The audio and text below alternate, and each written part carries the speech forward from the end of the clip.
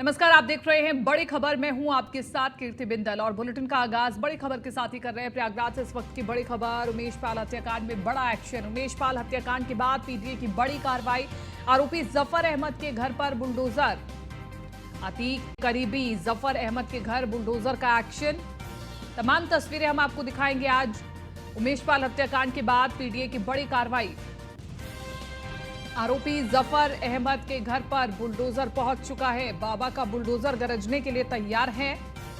पहले ही ये कह दिया गया था कि जो नामजद और अज्ञात आरोपी है इस पूरे मामले में, उनके घर पर बुलडोजर चल सकता है, जिसके लिए पीडीए घरों का दस्तावेज भी खंगाल रही थी, आर्थिक संपत्ति जांच रही थी और अब आरोपी जफर अहमद के घर पर बुलडोजर पहुंच चुका है। तस्वीरें दिखा रहे हैं आपको। ये बाबा का बुलडोजर जो न सिर्फ उत्तर प्रदेश में बल्कि देश भर में चर्चित रहा। अब ये बुलडोजर गरजेगा आरोपी जफर अहमद के घर। उमेश पाल हत्याकांड में आरोपी जफर अहमद का नाम भी मुख्य तौर पर आया था और पीडीए लगातार दस्तावेज खंगाल ही रही थी। ये देखिए, बुलडोजर चलना शुरू हो गया है। न्यूज़ वन इंडिया पर आप ये एक्सक्लूसिव तस्वीरें देख रहे हैं। सबसे पहले ये तस्वीरें न्यूज़ वन इंडिया ब्रेक कर रहा है, जहां पर आरोपी जफर के घर बुलडोजर पहुंच चुका है। बुलडोजर चलने की कार्रवाई भी शुरू हो चुकी है। ये जो तमाम माफिया हैं जिन्होंने अपनी अकूत संपत्ति इकट्ठा करके साम्राज्य में दहशत फैलाने की कोशिश की है, उन सभी के लिए एक बड़ा उदाहरण है।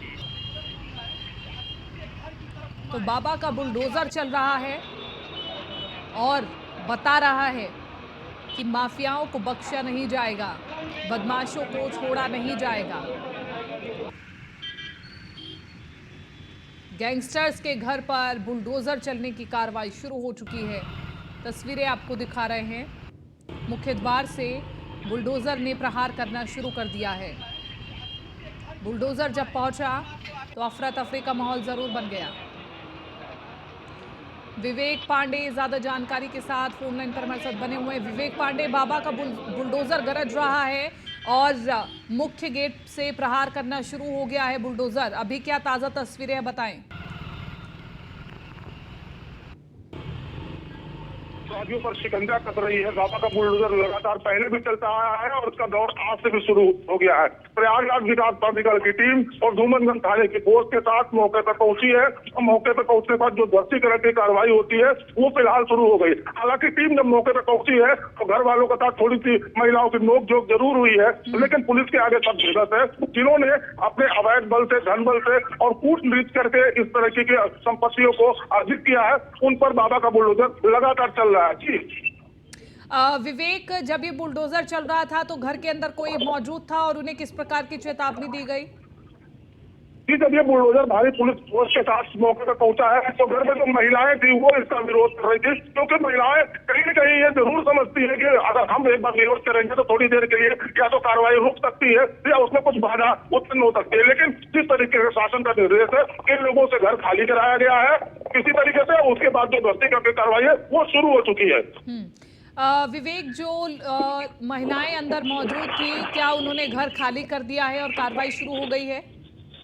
जी, किसी भी कार्रवाई से पहले प्रयागराज विकास प्राधिकरण की टीम मौके पर रहती है, जो पुलिस फोर्स रहती है, जो महिला फोर्स रहती है, वो सब मौके पर रहती है। फिलहाल कार्रवाई से पहले महिलाओं को बाहर किया गया है और बाहर करने के बाद कार्रवाई शुरू की गई है। जी, कितनी कार्रवाई कहां तक पहुंच चुकी है? कितने हिस्से को क्षतिग्रस्त कर दिया जा चुका है बुलडोजर के माध्यम से? जी, अभी कुछ देर पहले ही ध्वस्तीकरण की कार्रवाई शुरू हुई है। जो मुख्य गेट है, मुख्य गेट को लगभग तोड़ कर दिया गया है। अभी आगे बुलडोजर कर ही रहा है और थोड़ी देर में ये जो मकान है पूरी तरीके से जमींदोज हो जाएगा। विवेक, क्या ये कार्रवाई रुक भी सकती है या फिर आज पूरे घर के ध्वस्तीकरण का उठा करके लेकर आए जिम्मा?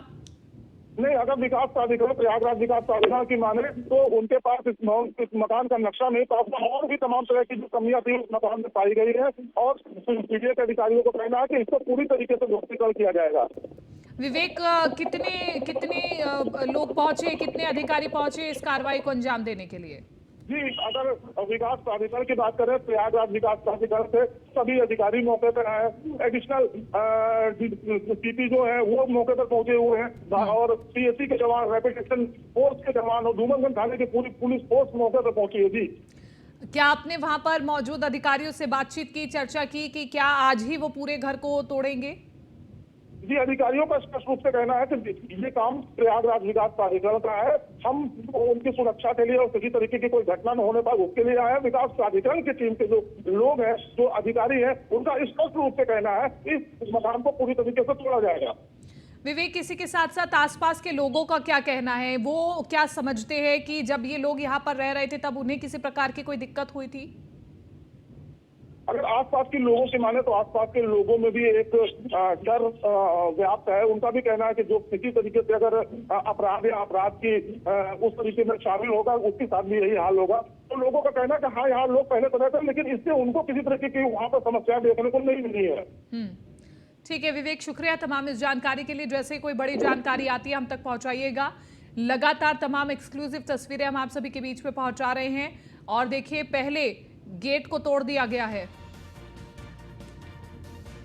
हमारे साथ ज्यादा जानकारी के लिए मनीष मिश्रा भी बने हुए हैं ज्यादा जानकारी के साथ। मनीष मिश्रा, सीधे तौर पर यह आदेश था कि जो नामजद हैं, अज्ञात आरोपी हैं, उनके घरों के दस्तावेजों को खंगाला जाए, क्योंकि अब कार्रवाई होगी तो बुलडोजर से होगी और कार्रवाई शुरू भी हो चुकी है। जफर के घर पर बुलडोजर पहुंच चुका है।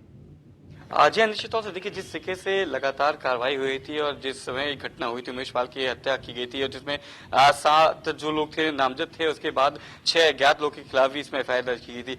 जहां हमने देखा था एक की इनकाउंटर में जिसको ढेर किया गया था, उसके बाद सदाकत की निशानदेही पे हमने देखा था लखनऊ में भी रेड पड़ी थी। उसके साथ ही साथ जो जफर अहमद है उसके घर को चिन्हित किया गया था और जो प्रयागराज डेवलपमेंट अथॉरिटी है उसने इसकी पूरी कार्रवाई की गई थी और कहा कहते हैं कि जितने भी आरोपी हैं उनकी जो संपत्तियां हैं उनकी निशानदेही की जाए। और जिस तरीके से हमने देखा है कि पहले भी जो आरोपी होते थे, जो माफिया होते थे या फिर जो किसी तरह के षड्यंत्र पे शामिल होते थे, उनके खिलाफ बुलडोजर चलता था। जहां एक तरफ विकास का काम करता है, वहीं जो ऐसे कृत्य में शामिल रहते हैं लोग, उनके खिलाफ कहीं ना कहीं बुलडोजर की कार्रवाई होती है। और आज हम प्रयागराज में देख रहे हैं जो जफर है उसके घर पे अब जो निशानदेही दी गई थी प्रयागराज डेवलपमेंट अथॉरिटी के द्वारा, अब वहां पे बुलडोजर कार्रवाई की जाए। और साफ संदेश दिया गया है कि जो लोग भी ऐसे कृत्य में, जो लोग भी प्रदेश सरकार की जो प्रदेश में इस तरह का माफिया राज या गुंडागर्दी करेंगे, उनके खिलाफ ऐसे ही कार्रवाई होती रहेगी। हमने पूर्णोत्तरी में भी देखा था, चाहे प्रयागराज की घटना ले ले, चाहे कानपुर में दंगा ले ले, जो दंगाई थे उनके खिलाफ भी ऐसी कार्रवाई की गई थी। उनको हिरासत में लिया गया था, उनकी जो संपत्ति थी उनको कुर्क किया गया था और जो अवैध संपत्ति थी उन पे कहीं ना कहीं बुलडोजर भी चलाने का काम किया गया था। तो साफ संदेश पहले भी दिया गया था और एक बार फिर से जिस तरह से हमने देखा है कि उमेश पाल की जो दिन दहाड़े हत्या की गई थी, जिस तरह से साफ तौर से कानून व्यवस्था को लेकर सरकार को चुनौती देने का काम किया गया था अतीक अहमद और उसके गुर्गों के द्वारा, अब उसमें कहीं ना कहीं जफर अहमद है उसकी जो संपत्तियां हैं उस पर बुलडोजर चला के साफ संदेश दिया जा रहा है कि कोई भी अपराधी को छोड़ा नहीं जाएगा और कोई भी अपराधी जिस तरीके से भी संलिप्त पाया जाएगा या उनकी मदद करते हुए पाया जाएगा। कि हमने जिस तरह का था एडीजी एलओ ने साफ बयान भी दिया था कि 120 के तहत अगर कोई उन आरोपियों की मदद भी कर रहा है उनके खिलाफ भी कार्रवाई की जाएगी और सुनिश्चित किया जाएगा कि उनके खिलाफ भी सख्त से सख्त कार्रवाई की जाए। तो साफ एक नजीर पेश करने की यहाँ पे पेश की जा रही है कि अगर आप अपराधी हैं या फिर आपराधिक साथ उनकी जो गतिविधियां हैं उसमें शामिल होते हैं तो आप भी कहीं बख्शे नहीं जाएंगे और आपको साफ इस तरीके से जो कार्रवाई होगी उत्तर प्रदेश की उसमें कहीं ना कहीं आपको संलिप्तता पाई जाएगी। तो उसके खिलाफ, आपके खिलाफ भी उत्तर प्रदेश सरकार कड़ी कार्रवाई करते हुए नजर आएगी। ठीक है मनीष, आप बने रहिए, हम आपसे आगे भी जानकारी लेंगे। और इस बीच एक और बड़ी खबर आ रही है, दर्शकों को वो बता देते हैं लखनऊ से। यूनिवर्सल अपार्टमेंट में पुलिस की रेड, पूर्व सांसद माफिया अतीक अहमद के फ्लैट पर प्रयागराज पुलिस ने छापेमारी की है। शूटर्स के इस अपार्टमेंट में रुकने की बात सामने आई है। 2 कार को पुलिस ने कब्जे में भी लिया है। तो बड़ी खबर आपको बता रहे हैं, यूनिवर्सल अपार्टमेंट पर प्रयागराज पुलिस ने छापेमारी की। पूर्व सांसद माफिया अतीक अहमद के फ्लैट पर प्रयागराज पुलिस ने छापेमारी की है। अतीक अहमद के फ्लैट पर प्रयागराज पुलिस ने छापेमारी करते हुए ये जानकारी दी है कि शूटर्स के इस अपार्टमेंट में रुकने की बात सामने आई थी, इसलिए यहां पर छापेमारी की जा रही है। 2 कार को पुलिस ने कब्जे में ले लिया है। मनीष मिश्रा हमारे साथ बने हुए ज्यादा जानकारी के साथ संवाददाता। मनीष, एक बार फिर से यूनिवर्सल अपार्टमेंट पर छापेमारी की गई है, क्योंकि यहाँ पर शक था कि शूटर्स यहाँ पर रुके थे, लेकिन अब ये माना जाए कि जो शूटर्स हैं जो बचते फिर रहे हैं वो ज्यादा दूर नहीं है पुलिस की गिरफ्त से। देखिए, निश्चित तौर से जिससे कि सर्विलांस टीम लगी हुई है, यूपी एसटीएफ और जो एसओजी टीम है वो लगातार सर्विलांस पे है। और जिस तरीके से हम देख रहे हैं कि अतीक अहमद और उसके जो बेटे हैं बात, उसकी तरफ से जिस तरीके से लगातार जो लोकेशंस है वो बदली जाती थी। और सबसे सटीक लोकेशन मिली थी लखनऊ के यूनिवर्सिटी अपार्टमेंट में, 202 नंबर का फ्लैट था, सेकंड फ्लोर का फ्लैट था, जो अतीक अहमद के नाम से ही जिसकी रजिस्टर्ड है। और वहां पे उसके कुछ लोग भी मिले थे और 2 गाड़ियां जो कि पश्चिमी बंगाल के रजिस्टर्ड है, एक लैंड क्रूजर है और एक मर्सिडीज बेंज है, जिसको जब्त किया गया है। वहां पे उनसे पूछताछ भी की गई। तो माना जा रहा है कि जो अहम जानकारी मिली है, जो हमारे सूत्र हैं वो बता रहे हैं कि अतीक अहमद के जो गुर्गे थे, जो हत्यारे उमेश पाल के हत्यारे थे, हत्या के जो लोग संलिप्त थे, उन्होंने वहां पे नाइट आउट लिया था, स्टे आउट लिया था और वहां पे उनके रुकने की भी जानकारी मिली थी। उसके बाद यहाँ पे जैसे ही एसटीएफ को और एसओजी की टीम को पता चलता है तो प्रयागराज की टीम के साथ जो संयुक्त टीम है वो यहाँ पे आती है, छापेमारी करती है। हालांकि जो हत्यारे थे वो यहाँ पे नहीं मिलते, कुछ कर्मचारी जरूर मिलते, उनसे पूछताछ की गई और एक पूछताछ के लिए उनको थाने भी लेके जाया गया था, जहाँ पे उसके बाद ये सुनिश्चित किया गया कि इस जो फ्लैट है इसको भी सील किया गया है, अपनी कस्टडी में लिया है पुलिस ने और दोनों गाड़ियों को जब्त कर लिया गया है। तो लगातार जो सर्विलांस की टीम है वो लगातार लगी हुई है, करीब 700 अधिक जो जवान है उसमें लगे हुए हैं। यूपी एसटीएफ, एटीएस और एसओजी की जो अलग स्पेशल क्राइम ब्रांच है वो लगातार इसमें लगी हुई है। और सबसे जो अहम जानकारी मिली थी वो लखनऊ, उत्तर प्रदेश की राजधानी लखनऊ के यूनिवर्सल अपार्टमेंट मिली थी, जो कि 202 नंबर का फ्लैट था, जो कि अतीक अहमद के नाम से ही रजिस्टर्ड था।